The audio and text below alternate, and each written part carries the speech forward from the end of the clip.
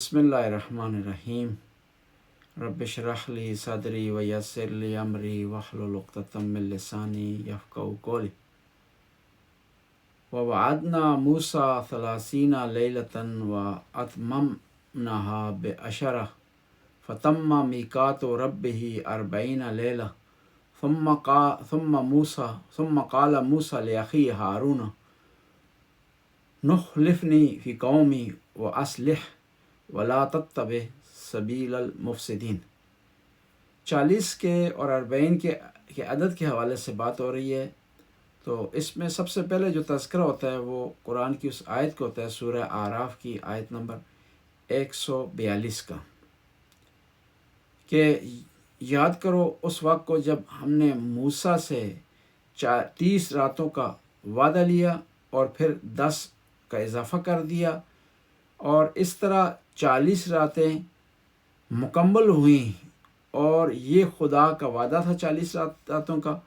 اور موسیٰ علیہ السلام جب کوہ طور کی طرف جا رہے تھے 40 راتوں کے لیے، تو انہوں نے اپنے بھائی سے کہا کہ تم میری قوم کے درمیان میرے خلیفہ بنو اور اصلاح کا کام کرو، اور وہ لوگ جو کہ فاسد ہیں ان کی پیروی تو نے نہیں کرنی۔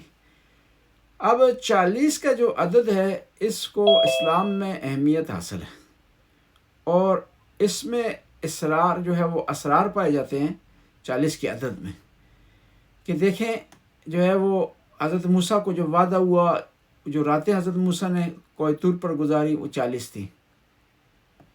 اسی طرح حدیث میں ہے کہ جو آدمی 40 دن خدا کے لیے مخلص ہو جائے، من اخلص للہ 40 لیلہ یا 40 صباح جرت ینابی الحکمہ من قلبہ الی لسانہ، تو خدا اس کی زبان سے، اس کے دل سے حکمت کے سرچشمے جاری کرے گا، اس کے دل سے اٹھیں گے اور زبان پر اس کی جاری ہو جائیں گے۔ اسی طرح کہا گیا ہے کہ جو آدمی 40 حدیثیں یاد کرے، خدا اسے انبیاء کے ساتھ، شہداء کے ساتھ، صدیقین کے ساتھ محشور فرمائے گا۔ اسی طرح یہ ہے کہ 40 دن کا چلا کاٹنا، کہ اگر آپ 40 دن چلا کاٹتے ہیں یعنی عبادت کرتے ہیں خاص روٹین سے، اس میں ضروری نہیں ہے کہ آپ علیحدہ مکان میں بیٹھ جائیں۔ 40 دن کی آپ نیت کر لیں کہ 40 دن آپ نے جھوٹ نہیں بولنا، 40 دن آپ نے غیبت نہیں کرنی، 40 دن تمام باتیں پابندی سے بجا لانی ہیں، 40 دن سب سے اخلاق سے پیش آنا ہے، 40 دن میں نے کوئی جو ہے وہ ایسا کام نہیں کرنا جو خدا کا گناہ شمار ہوتا ہے، خدا کی نافرمانی شمار ہوتی ہے۔ تو خدا کا ارشاد ہوتا ہے کہ جو آدمی 40 دن ایسا کام کرے گا، 2 حدیثیں اس بارے میں، ایک یہ کہ اس کی زبان سے چشمے جاری ہو جائیں گے، کس کے؟ علم و حکمت کے۔ دوسری روایت میں ہے کہ من اخلص للہ 40 لیلہ جعل اللہ مثلہ، خدا اسے اپنی مثل بنا دے گا۔ یعنی خدا کی مثل سے کیا مراد ہے؟ یعنی اس کے پاس خدائی طاقت آ جائے گی، اس کی زبان سے، اس کے ہاتھوں سے کمالات ظاہر ہو جائیں گے، معجزے جاری ہونا شروع ہو جائیں گے۔ یعنی 40 کے عدد کی اتنی اہمیت حاصل ہے اسلام میں کہ آپ جو ہے وہ 40 کے عدد کا پاس رکھیں، اس کا خیال رکھیں، اور اس کو جو ہے وہ اس پر عمل کریں، تو آپ کو خداوند تعالیٰ جو ہے وہ کئی جو ہے وہ کمالات سے نوازے گا۔ اور اب سوال یہ پیدا ہوتا ہے کہ یہ 40 جو ہم مناتے ہیں امام حسین کا، یا یہ 40واں منایا جاتا ہے اموات کا، اس کا عمل و دخل کیا ہے؟ اس کی 2 روایتیں ہمارے پاس، کہ 40 امام حسین کو کتنا اہتمام کیوں دیا جاتا ہے، اور یہ اہتمام خاص ہے صرف امام حسین علیہ السلام کے ساتھ۔ امیر المومنین کا 40واں نہیں منایا جاتا، امام حسن کا 40واں نہیں منایا جاتا، حتیٰ پیغمبر پاک کا 40واں نہیں منایا جاتا، صرف امام حسین کا منایا جاتا ہے۔ اس کی جو ہے بنیادی طور پر 3 وجہ ہیں۔ ایک تو روایات ہیں اس 40ویں کو منانے کی ہمارے پاس، نبی کریم سے لے کر امام مہدی تک ہر ائمہ نے اس کے بارے میں تاکید فرمائی ہے۔ دوسرا یہ ہے کہ امام حسین کی شہادت کے بعد پہلے 40ویں پر 2 آدمیوں نے زیارت کی ہے، امام حسین کی۔ حضرت جابر بن عبداللہ انصاری پیغمبر کے صحابی و عطیہ جو ہے اوفی، ان دو شخصیات نے پہلی دفعہ امام حسین کی زیارت کی، اور یہ زیارت جو انہوں نے کی ہے امام حسین کی پہلی دفعہ، یہ امام حسین کی شہادت کے 40 دن بعد تھی، 20 صفر کو تھی۔ ایک یہ دوسری روایت یہ ہمارے پاس جو ملتی ہے وہ یہ ہے کہ یہ آل بیت کا لٹا ہوا قافلہ جب کربلا سے کوفہ گیا، کوفہ سے شام گیا، تو 40 دن بعد یہ قافلہ دوبارہ آیا ہے کربلا۔ اب اس میں اختلاف پایا جاتا ہے کہ آیا پہلے 40ویں پر، پہلے 40 پر بی بی زینب سلام اللہ علیہ، امام زین العابدین اور اسرا کا قافلہ ہے، یا 1 سال کے بعد کے 40ویں پر آیا ہے۔ اس میں اختلاف جو ہے وہ پایا جاتا ہے کہ کس تاریخ کو آیا ہے۔ اب خود امام حسین کی زیارت کا بہت زیادہ ثواب ذکر ہوا ہے، اور ایک حدیث ہے امیر المومنین سے روایت نقل کی ہے، کس نے؟ امام جعفر صادق نے۔ ان ابی عبداللہ قال ان اللہ عز وجل ان للہ عز وجل ملائکۃ موکلین بقبر الحسین، خداوند تعالیٰ نے کچھ ملائکہ کی ڈیوٹی لگائی ہے امام حسین کی زیارت پر۔ فَإِذَا هُمْ الرَّجُلُ بِزِيَارَتِهِ أَتَاهُمْ ذُنُوبُهُ وَإِذَا أَخْطَأَ مَا هَوَاهُ، کہ جب کوئی آدمی زیارت کے لیے آتا ہے امام حسین کے لیے، تو کیا ہے خداوند تعالیٰ اس آدمی کے گناہ جو ہے پیش کرتا ہے اور ملائکہ کے سامنے۔ فیضا اختہ، وہ اگر گناہ اس کے زیادہ ہوں، خطائیں اس میں ہوں، ماہواہ، وہ ملائکہ اس کے گناہوں کو مٹا دیتے ہیں۔ ثم اذا اخطا ضاف لہ حسناتہ، اس کے گناہوں کو مٹا دیتے ہیں اور اس کی نیکیوں میں اضافہ کرتے ہیں۔ فما تزال حسناتہ تضاف، اور اس کی نیکیوں میں یہاں تک اضافہ ہو جاتا ہے حتی تعجب لہ الجنہ، اس کی نیکیاں اتنی زیادہ ہو جاتی ہیں اس ظاہر امام حسین کی کہ اس کے خدا اس کے لیے جنت واجب کر دیتا ہے۔ ثم اکتنفوا وقدسوا، پھر ملائکہ اسے سینے لگاتے ہیں، گلے لگاتے ہیں، اس کا احترام کرتے ہیں۔ وَيُنَادُونَ الْمَلَائِكَةَ السَّمَاءَ إِنَّا قَدْ أَنْ قَدَّسُوا زَوَارَ قَبْرَ حبیب اللہ، اور ملائکہ آواز دیتے ہیں، آسمان کے ملائکہ کو پکارتے ہیں، کہتے ہیں کہ یہ امام حسین کا ظاہر ہے، بلکہ یہ خدا کے حبیب کا ظاہر ہے، یعنی یہ ظاہر ہے امام حسین کا جو حبیب ہیں کس کے؟ رسول اللہ کے، اور رسول اللہ حبیب ہیں کس کے؟ اللہ تعالیٰ کے۔ فَإِذَا اِغْتَسَلُوا فَنَادَهُمْ محمد یا وفد اللہ ابشروا، اور جب وہ مومن زیارت کرنے سے پہلے غسل کرتا ہے تو وہاں نبی کریم کا ارشاد ہوتا ہے یا وفد اللہ ابشروا بمرافقتہ فی الجنہ، کہ اے خدا کے ملائکہ تم اس ظاہر امام حسین کو جنت تک لے جاؤ۔ ثم نادہ امیر المؤمنین، پھر امیر المؤمنین ارشاد فرماتے ہیں انا ضامن لحوائجکم، اے ظاہرین امام حسین میں تمہاری حاجتوں کی ضمانت لیتا ہوں، وَدَفْعَ بَلَائِ عَنْكُمْ فِي الدُّنْيَا وَالْآخِرَةِ، میں گارنٹی لیتا ہوں دنیا اور آخرت کی بلائیں مشکلات تم سے برطرف ہو جائیں گی۔ ثم اکتنفوہم عن یمینہم عن ایمانہم وشمائلہم حتی ینصرفوا الی اہلہم، زائرین امام حسین کو ملائکہ اپنے گلے لگاتے ہیں، ان کا معانقہ کرتے ہیں دائیں طرف سے بائیں طرف سے، یہاں تک کہ وہ اپنے گھروں تک پلٹ جاتے ہیں۔ زیارت امام حسین اصل میں وہ خداوند تعالیٰ کا جو ہے وہ امر ہے، حکم ہے، جس کو بجا لانا ضروری ہے۔ وہ کون سا سورہ شورى میں؟ قُلْ لَا أَسْأَلُكُمْ عَلَيْهِ أَجْرًا إِلَّا الْمَوَدَّةَ فِي الْقُرْبَى، صحابہ اکرام پیغمبر کی خدمت میں حاضر ہوئے، یا رسول اللہ آپ نے ہمارے لیے تکالیف اٹھائی ہیں، پریشانیاں جھیلی ہیں، سختیاں برداشت کی ہیں آپ نے، ہم چاہتے ہیں کہ آپ کو اجر دیں اس کا، آپ کو صلہ دیں اس کا۔ تو پیغمبر وحی الہی کے منتظر رہے، خداوند تعالیٰ کی طرف سے ارشاد ہوا قُلْ لَا أَسْأَلُكُمْ عَلَيْهِ أَجْرًا إِلَّا الْمَوَدَّةَ فِي الْقُرْبَى، کہ ان سے کہہ دو مجھے کوئی اجر نہیں چاہیے، جو میں نے سختیاں برداشت کی ہیں، پریشانیاں میں نے مول لی ہیں، تانے سنے ہیں، مجھ پر تہمتیں جو لگائی گئی ہیں، ان کے بدلے میں کوئی اجر تم سے نہیں چاہتا مگر یہ کہ میرے اقارب سے، میری اہل بیت سے محبت کی جائے۔ اور پھر خاص طور پر امام حسین سے محبت جو ہے وہ دین کا جز ہے، ایمان کا حصہ ہے۔ اور اس لیے کہا جاتا ہے کہ جو آدمی اہل بیت سے محبت نہیں کرتا، امام حسین، اگر اس کی نماز قبول نہیں، اس کا روزہ قبول نہیں، اس کا حج قبول نہیں۔ اور محبت کے اظہار کے مختلف طریقے ہیں۔ آپ کبھی کسی سے محبت کرتے ہیں، کبھی اس سے ملاقات کرتے ہیں، کبھی اس کو تحفہ دیتے ہیں، کبھی اس کی تعریف کرتے ہیں۔ تو اہل بیت کی بارگاہ میں حاضر ہونا، زیارت پڑھنا، زیارت بجا لانا، یہ کیا ہے؟ اہل بیت سے محبت کے اظہار کے طریقوں میں سے ایک طریقہ، اور سب سے بہترین طریقہ یہی قرار دیا گیا۔ اور یہ ہمارے دلوں میں جو امام حسین کی محبت ہے، یہ کوئی معمولی چیز نہیں ہے، اور یہ خود سے حاصل نہیں ہوتی۔ کہتے ہیں کہ جس شخص کو خدا خیر دینا چاہتا ہے، اس کی بہتری چاہتا ہے، تو خدا اس کے دل میں امام حسین کی محبت ڈال دیتا ہے۔ اور امام حسین کی محبت جب اس کے دل میں آ جاتی ہے تو اس کا دل نورانی ہو جاتا ہے۔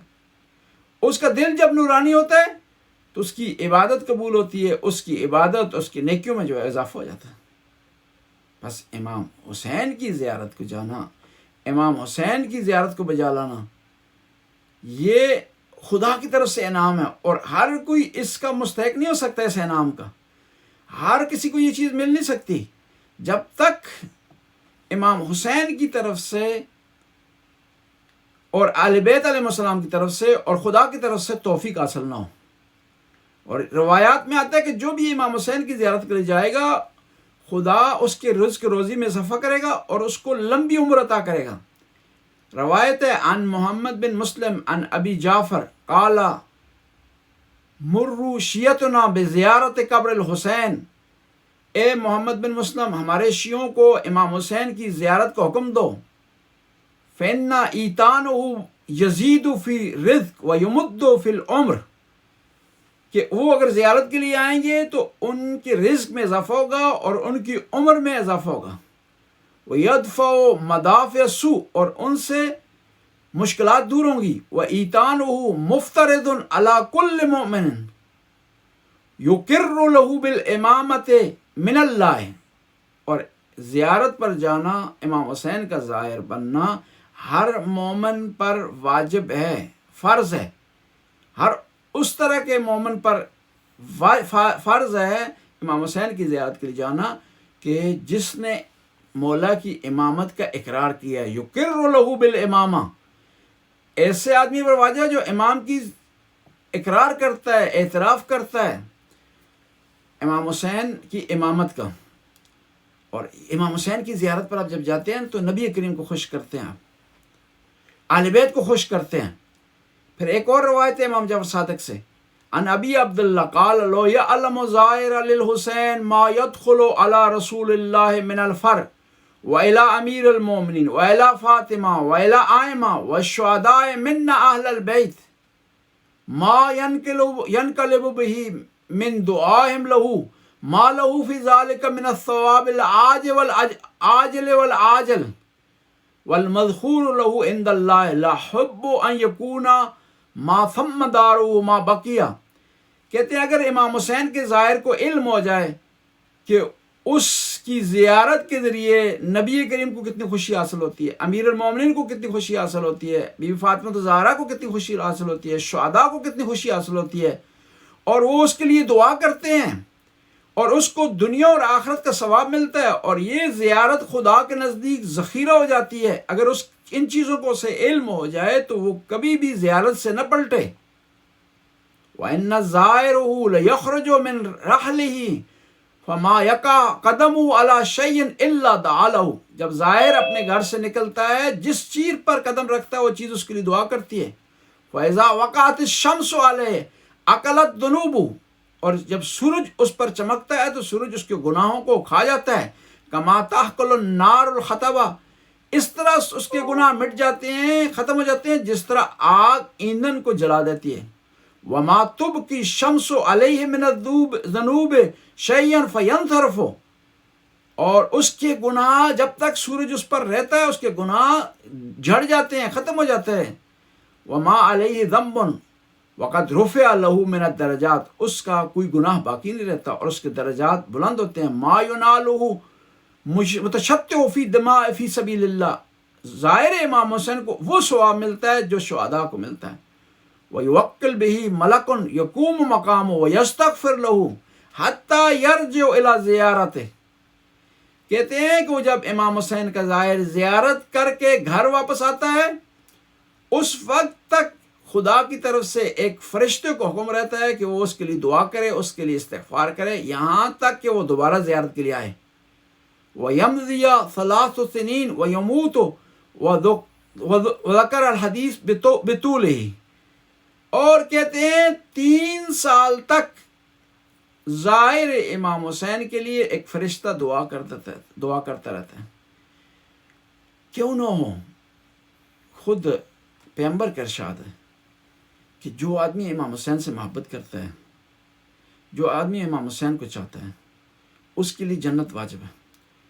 اور محبت کے اظہار کے مختلف طریقے ہیں۔ ایک طریقہ ہے کہ امام حسین کے فضائل سنے جائیں، ایک طریقہ ہے کہ مصائب سن کر کے گریہ کیا جائے، عزاداری کی جائے، اور ایک طریقہ ہے کہ امام حسین کی زیارت کے لیے جایا جائے۔ زیارت کا یہ مقام اور منزلت ہے جو احادیث میں موجود ہے۔ ویسے بھی آپ دیکھیں نا کہ ابھی ایک حدیث میں ہم نے پڑھا کہ ظاہر ہے امام حسین کا لیکن خوشی حاصل ہوتی ہے نبی کریم کو، ظاہر ہے امام حسین کا لیکن خوشی حاصل ہوتی ہے بی فاطمہ الزہرا سلام اللہ۔ آپ کی اولاد کی طرح ہے، جو آدمی آپ کی اولاد سے محبت کرتا ہے آپ اسے چاہتے ہیں، اس سے پیار کرتے ہیں، اس سے محبت کرتے ہیں۔ یہ نہیں کیا ہے، انسانی فطرت ہے، اور یہ ہو نہیں سکتا کہ امام حسین سے آپ پیار کریں، محبت کریں اور امام حسین کو چاہیں، پھر نبی کریم آپ کو نہ چاہیں، آپ سے پیار و محبت نہ کریں۔ ظاہر کو بہت بڑا مقام ہے، اور خاص طور پر 40 کے ظاہر کو، 40 کے ظاہر کو سب سے زیادہ مقام حاصل، یعنی زیارت کا بہت بڑا ثواب ذکر ہوا ہے احادیث میں، لیکن جو 40 کی زیارت ہے، اب سوال ہی پیدا ہوتا ہے کہ ہم لوگ جو 40 کی زیارت کے لیے نہیں جا سکتے، مشکلات ہیں، ظاہر ہے کسی کے مالی مشکلات ہوں گی، کسی کی جاب کا مسئلہ ہوگا، کسی کوئی اور مسئلہ ہوگا، تو وہ کیا کرے؟ وہ 40 کے دن بیٹھ کر جو زیارت خاص ہے امام حسین کی 40 کے دن کی، وہ زیارت پڑھے اور اس زیارت کی تلاوت کرے، اور پھر خلوص نیت سے تلاوت کرے۔ اور اعمال میں بھی ذکر ہوا ہے کہ امام حسین کی جو زیارت ہے 40 کی، اس کی تلاوت کی جائے اور اس کے بعد 2 رکعت نماز پڑھی جائے۔ 2 رکعت نماز عام نماز کی طرح آپ پڑھ سکتے ہیں، اور اس میں کوئی شرط نہیں کہ خاص جو ہے وہ سورت پڑھی جائے، خاص جو ہے وہ اذکار کیے جائیں، لیکن یہ ہے کہ آپ پڑھیں زیارت 40۔ امام حسین کی مختلف زیارتیں ذکر ہوئی ہیں، یعنی ایک زیارت عاشورہ ہے، زیارت وارثہ ہے، اس کے علاوہ مختلف ایام کی مختلف زیارتیں امام حسین علیہ السلام کی بارگاہ میں پیش کی جاتی ہیں۔ مختلف ائمہ اطہار سے منسوب زیارات موجود ہیں، اور اس میں سے عرفہ کی رات کی زیارت ہے، اول رجب کی زیارت ہے، نصف شعبان کی زیارت ہے، اور اسی طرح مستحب ہے کہ شب قدر کو امام حسین کی آپ زیارت پڑھیں، اس کے لیے خاص زیارت منقول ہوئی ہے۔ اور ہر جمعے کو، جمعے کی رات کو، یعنی جمعرات کے بعد جو رات آتی ہے، مستحب ہے کہ امام حسین کی زیارت جو ہے وہ پڑھیں۔ اب خود روایت میں امام حسن عسکری علیہ السلام سے روایت ہے کہ یہ زیارت 40 کے بارے میں تاکید فرمائی ہے امام حسن عسکری علیہ السلام نے۔ امام فرماتے ہیں کہ مومن کی نشانیاں ہیں، اور ان نشانیوں میں سے مومن کی 5 نشانیاں امام نے ذکر فرمائی ہیں۔ علامات المومن 5، صلاۃ ال50، پہلی نشانی مومن کی ہے کہ وہ 50 رکعت نماز پڑھتا ہے، وہ زیارت ال40، 40 کے دن زیارت پڑھتا ہے امام حسین کی یا زیارت امام حسین کو جاتا ہے، والتختم بالیمین، اور ہاتھ پر انگوٹھی پہنتا ہے، وتعفیر بالجبین، اور سجدگاہ رکھتا ہے، والجہر بسم اللہ، اور بسم اللہ کو اونچی آواز میں پڑھتے ہیں، کیونکہ بعض دوسرے مسلمان فرقے ہیں بسم اللہ کو آہستہ پڑھتے ہیں، لیکن جو مومن ہیں، جو اہل بیت کو ماننے والے ہیں، اہل بیت سے چاہت کا اظہار کرتے ہیں، وہ بسم اللہ کو اونچی آواز میں پڑھتے ہیں۔ اور اسی طرح اس زیارت کے بارے میں جو آداب ذکر ہوئے ہیں زیارت پر جانے کے یا زیارت کو پڑھنے کے، یہ ہے کہ مستحب ہے کہ غسل کیا جائے، مستحب ہے کہ غسل نہیں کر سکتے تو وضو سے ہوں، پھر پاک و صاف لباس پہنا جائے، اور ایک خاص جگہ پر بیٹھ کر کے اس کی زیارت کی جو ہے وہ تلاوت کی جائے، تاکہ اس 40 کے دن ہم زیارت کا ثواب حاصل کر سکیں۔ میں عرض کر رہا تھا کہ 40 کی عدد کو بڑا مقام حاصل ہے اسلام میں۔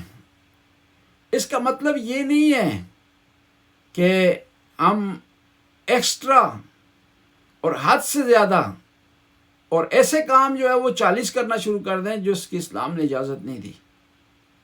40 کے عدد کو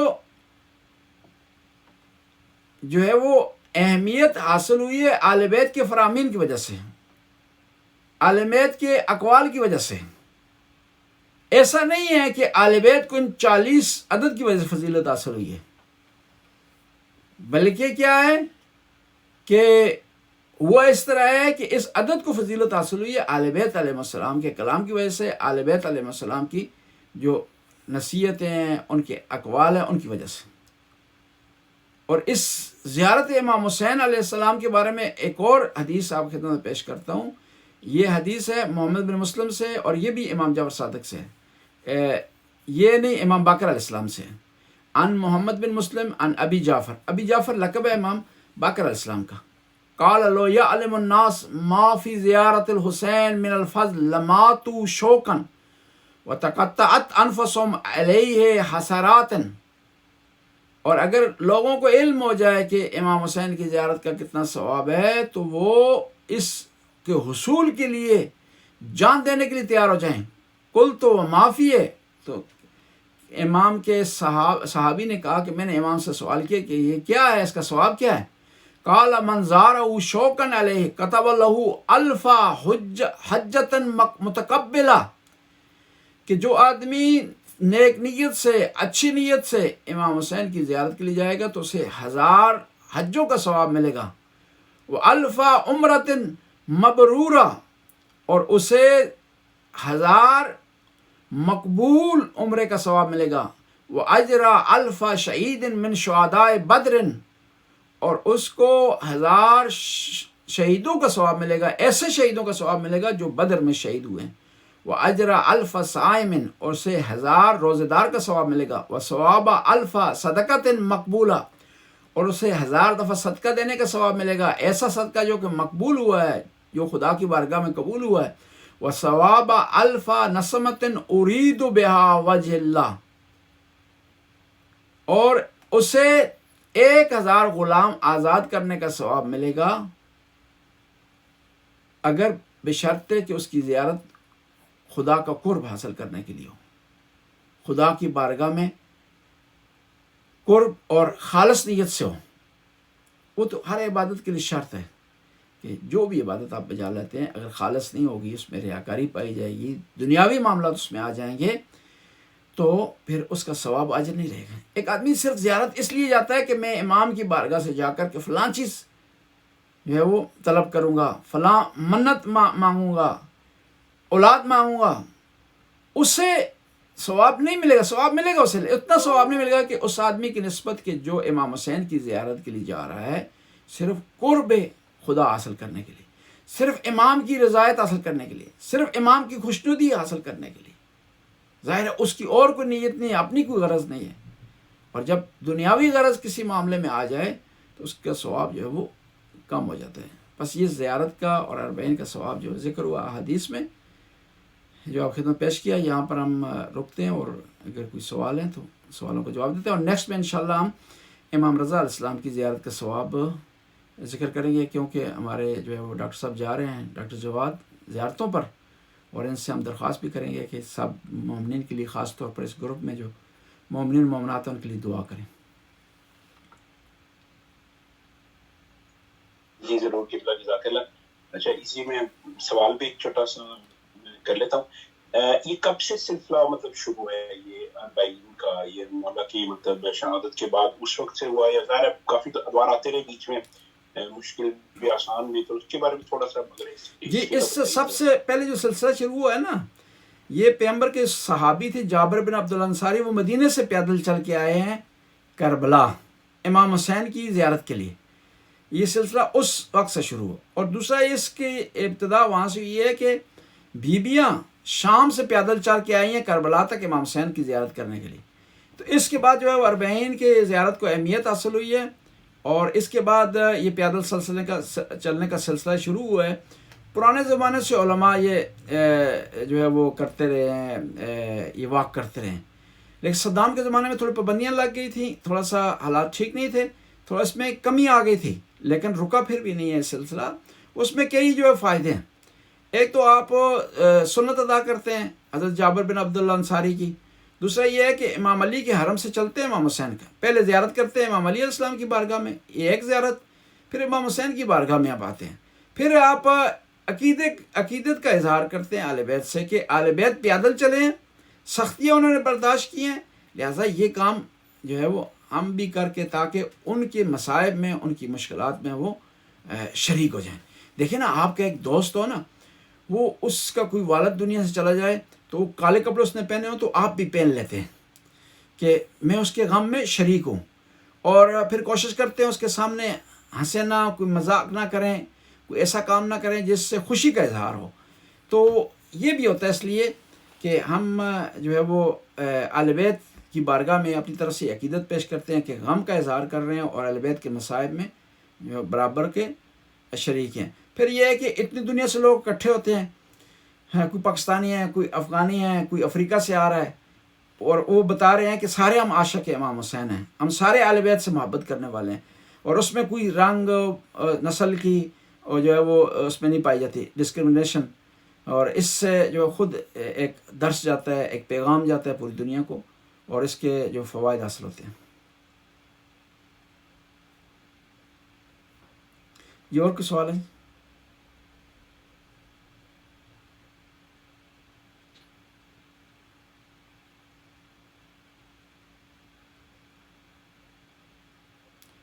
جی قبلہ، ایک زیارات اور اس سے متعلق ہی سوال ہے.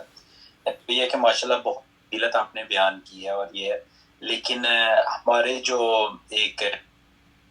جو لوگ مطلب پاکستان میں یا کہیں بھی جو خاص طور پہ جن کی نیت زیارت کی ہوتی ہے لیکن ان کا مال جو ان کمایا ہے وہ حلال نہیں ہوتا. بہت ساری، اللہ معاف کرے، لیکن ایگزامپلز اس طرح کی ہیں کہ رشوت خور اور پاکستان سے یا کہیں سے بھی وہ جاتے ہیں اور مطلب بہت مطلب خلوص کے ساتھ اور بہت عاجزی کے ساتھ اور بڑے نیت لے کر جاتے ہیں، لیکن ان کی کمائی جو ہے اس کا ذریعہ جو ہے وہ ٹھیک نہیں ہوتا. تو ان اس معاملے میں نیت ان کی ہوتی ہے، سارا کچھ ہے، اعمال بھی پورے ہیں، ایون 40 پر بھی سارا، لیکن اگر ان کا مال جو ہے وہ ٹھیک نہ ہو تو اس بارے میں تھوڑا سا ایکسپلین کر دیجیے کہ پھر جی ہم کسی خاص آدمی کے بارے میں کوئی فیصلہ نہیں کر سکتے، خدا نے فیصلہ کرنا ہے کہ اس کا مال کس قسم کا، اس کی زیارت قبول ہے یا نہیں قبول. لیکن جنرلی یہ ہے کہ ہر عبادت کے لیے شرط یہ ہے کہ اس پہ جو مال خرچ کیا جائے وہ حلال ہونا چاہیے، کیونکہ جو حرام مال ہوتا ہے وہ آپ کا ہوتا نہیں، وہ آپ کا نہیں ہے. جب آپ کا نہیں ہے تو آپ اس کے لیے جو بھی عبادت بجا لائیں گے وہ عبادت قبول نہیں ہوگی. پہلی شرط ہے کہ جو ہے حلال مال سے جو ہے وہ ہونا چاہیے، چاہے حج کو آپ جائیں، چاہے عمرے کو جائیں، چاہے زیارت کے لیے جائیں، چاہے وہ لباس پہن کر کے نماز آپ پڑھیں.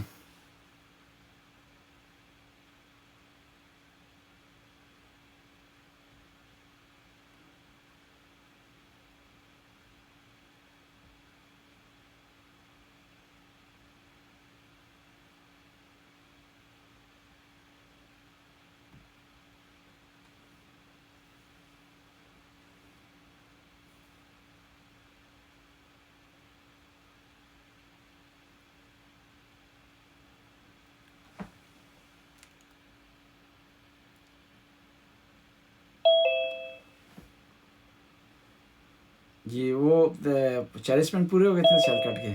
ہاں جی.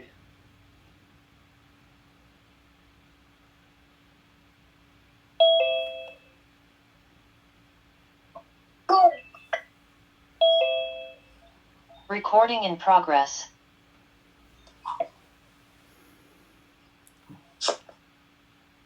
جی تقریباً آ گئے ہیں سارے.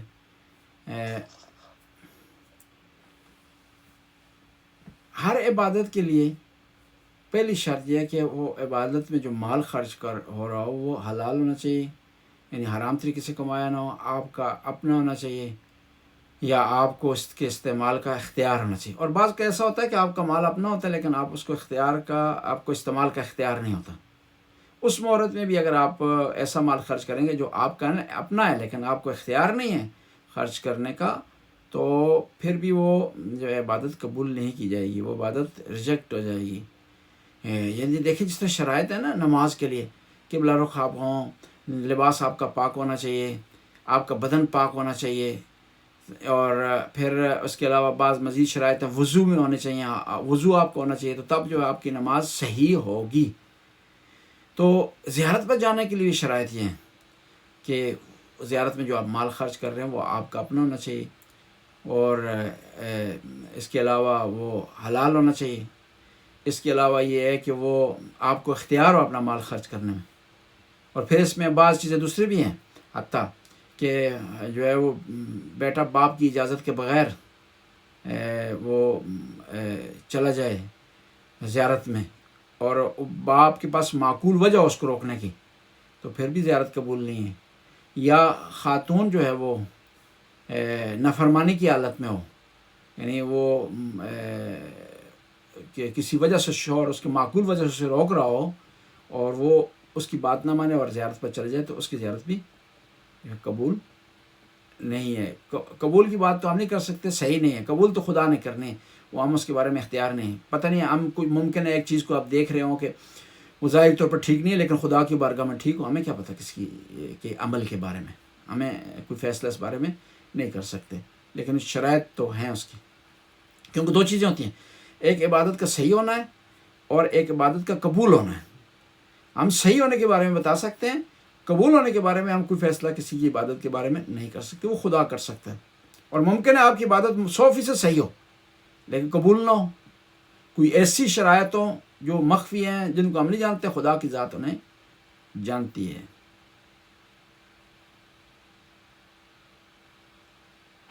جی اور کچھ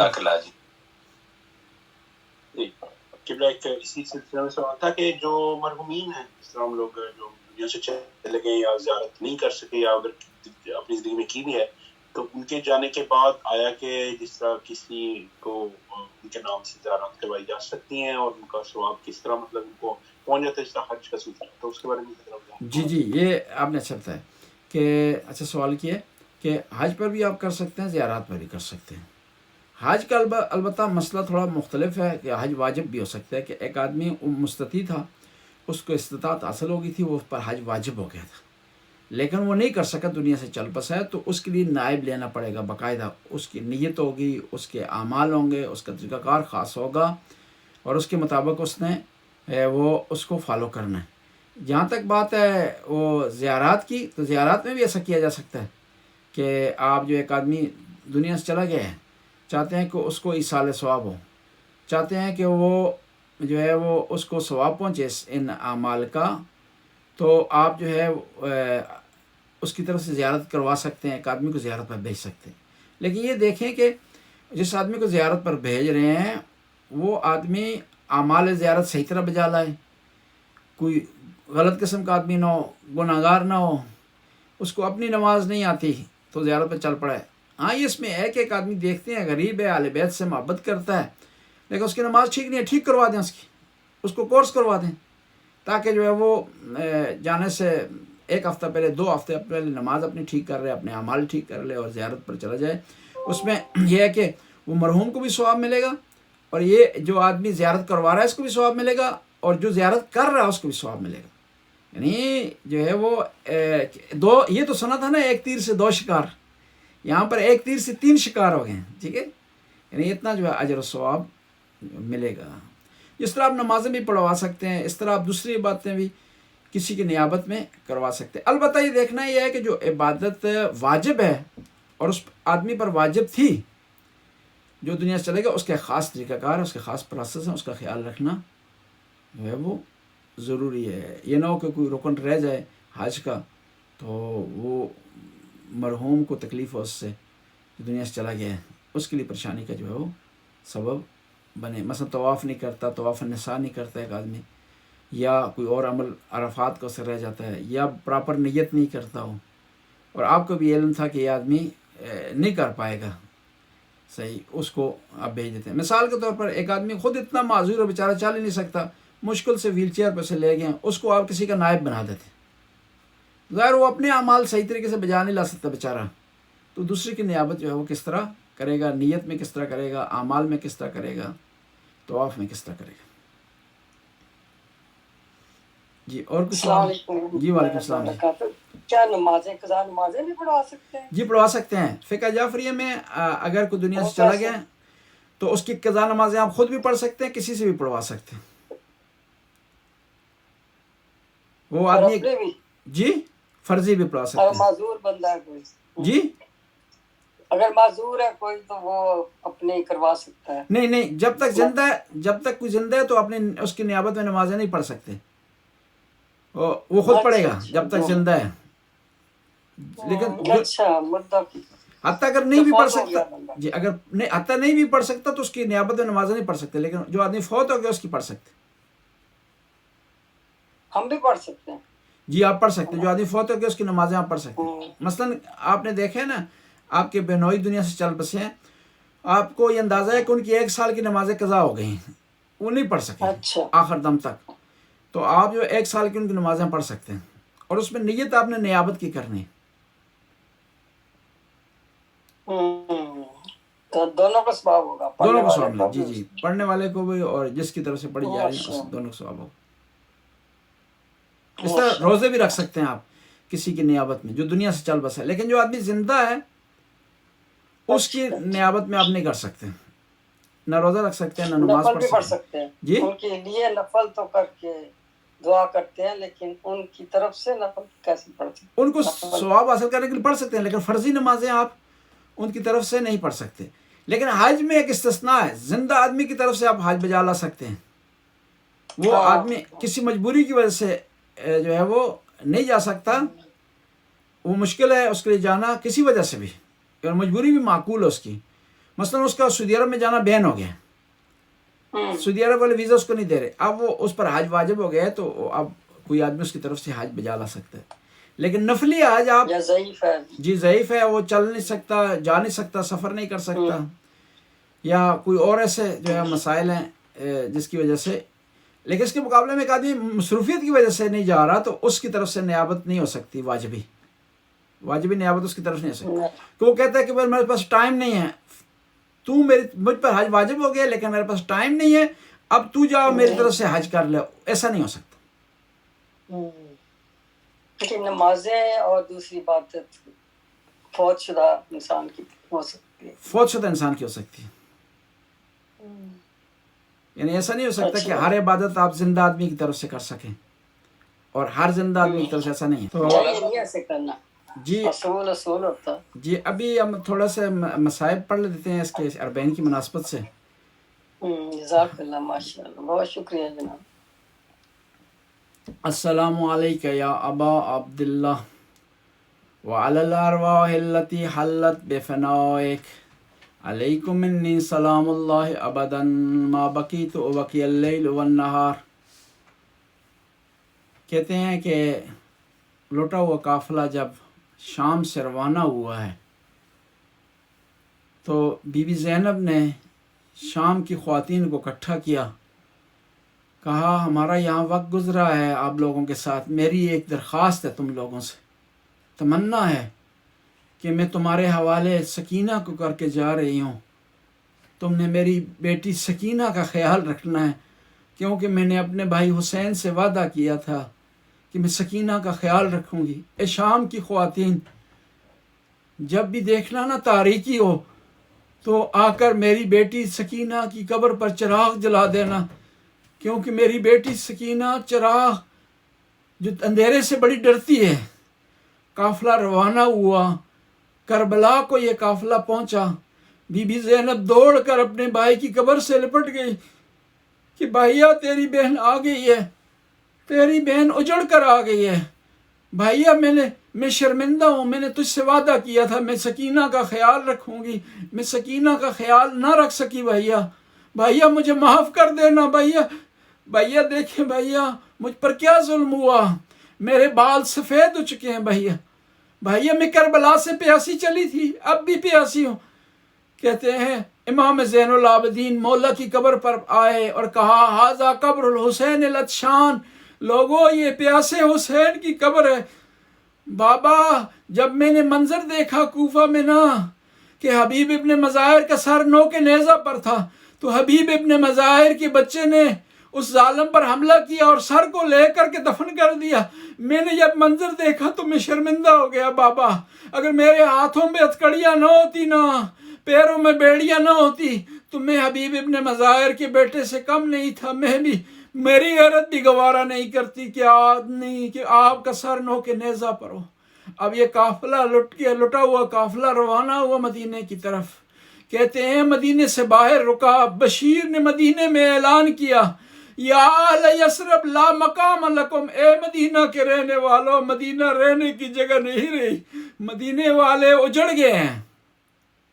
کہتے ہیں کہ لوگ مدینے سے باہر آئے، ایک شخص آیا، اس نے آ کر امام زین العابدین سے پوچھا کہ آپ کے چچا کا کیا بنا؟ تو جب بھی امام کے سامنے حاجی عباس کا نام لیا جاتا نا تو امام احترام کے لیے کھڑے ہو جاتے اور فرمانے لگے اے شخص میرا امتحان نہ لے، تو سجاد کا امتحان نہ لے، تو اگر 1000 دفعہ میرے چچا کا نام لے گا تو میں احترام کے لیے کھڑا ہو جاؤں گا۔ کہتے ہیں کہ ام البنین آئیں اور بار بار جب پوچھتی تو حسین کے بارے میں پوچھتی تھی، تو کہنے والے کہتے کہ آپ کے بیٹے نے بڑی بہادری دکھائی ہے، بڑے کارنامے، کہنے لگی کہ میں اس کے بارے میں نہیں پوچھ رہی ہوں، میں پوچھ رہی ہوں اپنے مولا اور آقا حسین کے بارے میں۔ اور مجھے بتائیں کہ عباس کہاں تھا جب مولا حسین کو شہید کیا گیا؟ کہنے لگی عباس میں تجھے نہیں بخشوں گی۔ تو امام زین العابدین نے رو کر کہا کہ اماں جان کچھ نہ کہنا، عباس کو اجازت نہیں ملی، اگر اجازت ملتی تو نہ مولا حسین شہید نہ ہوتے۔ کہتے ہیں لٹا ہوا قافلہ مدینے میں داخل ہوا، مدینے والوں نے دیکھ کر رونا شروع کر دیا، کیونکہ جب یہ قافلہ روانہ ہوا تھا نا تو اس قافلے میں عباس تھے، علی اکبر تھے، اون محمد تھے، علی اصغر تھے، لیکن جب لٹا ہوا قافلہ واپس آیا نا تو کوئی نہیں تھا اس قافلے میں۔ اور بی بی زینب دوڑتے ہوئے نانا کی قبر پر گئی اور کہا قبر کے دروازے بند کر دیے جائے، زینب نانا سے بات کرنا چاہتی ہے۔ کہا نانا جان مجھے نہ محرموں کے آنے کا ڈر نہ ہوتا نا تو میں اپنی کمر سے پردہ اٹھاتی اور آپ کو بتاتی دروں کے نشان ابھی بھی میری کمر پر ہے۔ نانا میرے ہاتھوں کو دیکھ، آپ کی امت نے کیا کیا۔ نانا جب میں مدینے سے گئی تھی تو میرے بال سیاہ تھے، اب سفید ہو گئے ہیں۔ اب نانا کی قبر سے رخصتی لینے کے بعد آئی ہیں ماں کی قبر پر، اور روایت کے الفاظ ہیں، اور جب آئی ہیں نا تو اپنے گٹھڑی کھولی اور اس میں سے امام حسین کا پھٹا ہوا کرتا نکالا اور قبر پر ڈال دیا۔ کہا ماں میں کربلا سے آپ کے لیے تحفہ لائی ہوں، یہ وہ پیران ہے، یہ وہ قمیض ہے جو آپ کے بیٹے نے عاشورہ کے دن مانگی تھی۔ ماں آپ کی بیٹی آ گئی، ماں آپ نے وصیت کی تھی نا بھائی کا خیال کروں گی، خیال کرنا آپ نے کہا تھا نا، تاکید کی تھی، میں نے بڑا خیال کیا ہے۔ آپ نے کہا تھا میرے بیٹے کو پیاس بڑی لگتی ہے، زینب حسین کی پیاس کا خیال رکھنا، میں نے بڑی خیال رکھا، لیکن 7 محرم کے بعد یہ خیال نہ رکھ سکی۔ ماں آپ کی وصیت کے مطابق میں نے اپنے بھائی کے آخری وقت میں اپنے بھائی کے گلے کا بوسہ لیا. ماں کیا بتاؤں طلحہ زینبیہ پر مجھ پر کیا گزری. جب مجھے علم ہوا نا میرا بھائی شہید ہو گیا, میں آپ کی نیابت میں دوڑتی ہوئی آئی, لیکن میرے دوڑنے نے مجھے فائدہ نہ دیا. ماں مجھے دکھائی نہیں دے رہا تھا کہ کربلا میں میرے بھائی کے ساتھ کیا ہوا. ماں کربلا سے لے کر ابھی تک جو مصائب مجھ پر گزرے ہیں, اگر یہ دنوں پر پڑھتے تو سیاہ راتوں میں تبدیل ہو جاتے. اللہ لعنت اللہ قوم الظالمین فسیعلم الذین ینقلبون ینقلبون. خدا قلیل سی حاضری کو قبول و منظور فرما, ہمارے گناہوں سے درگزر فرما, نیک کام کرنے کی توفیق عطا فرما. یا اللہ برائیوں سے محفوظ رہنے کی توفیق عطا فرما. یا اللہ حاضرین کی حاجات ان کی حاجت روائی فرما, جو پریشان حال ان کو پریشانی کو آسانی میں تبدیل فرما. یا اللہ تجھے واسطہ امام حسین کی مظلومیت کا, تجھے واسطہ بی بی زینب کی مظلومیت کا, تجھے واسطہ لٹے ہوئے قافلے کا, تجھے واسطہ شہدائے کربلا کی عظمت کا. حاضرین میں جو حاجت رکھتے ہیں ان کی حاجت روائی فرما. یا اللہ تو غفور رحیم رحم کرنے والا ہے, ہمیں اولاد کی صحیح معنوں میں تربیت کرنے کی توفیق عطا فرما. یا اللہ تو غفور رحیم رحم کرنے والا ہے, کرم کرنے. یہ اہل بیت کی محبت جو ہمارے سینوں میں ہے یہ اولاد تک ہمیں منتقل کرنے کی توفیق عطا فرما. یا اللہ اہل بیت کی شفاعت نصیب فرما, نبی پاک اور ان کے آل کی شفاعت نصیب فرما. یا اللہ تو غفور رحیم رحم کرنے والا ہے, کرم کرنے والا ہے. یا اللہ اس مجلس کا ثواب ہمارے مرحومین کے نام اعمال میں در فرما, ان کی قبروں کو منور فرما, ان کے درجات کو بلند فرما. ربنا آتنا فی الدنیا حسنہ وفی الآخرۃ حسنہ وقنا عذاب النار. آخر میں اپنے مرحومین مرحومات کے لیے الفاتحہ مع الاخلاص سے والصلوات. اللہم صلی اللہ. بسم اللہ الرحمن الرحیم الحمد للہ رب العالمین الرحمن الرحیم مالک یوم الدین ایاک نعبد و ایاک نستعین اہدنا الصراط المستقیم صراط الذین انعمت علیہم غیر المغضوب علیہم ولا الضالین. بسم اللہ الرحمن الرحیم قل هو اللہ احد اللہ الصمد لم یلد ولم یولد ولم یکن له کفوا احد. صدق اللہ العلی. اللہم صلی علی محمد. یہ التماس دعا جی دعاؤں میں یاد رکھیے گا انشاءاللہ. جزاک اللہ ماشاءاللہ. شکریہ. Recording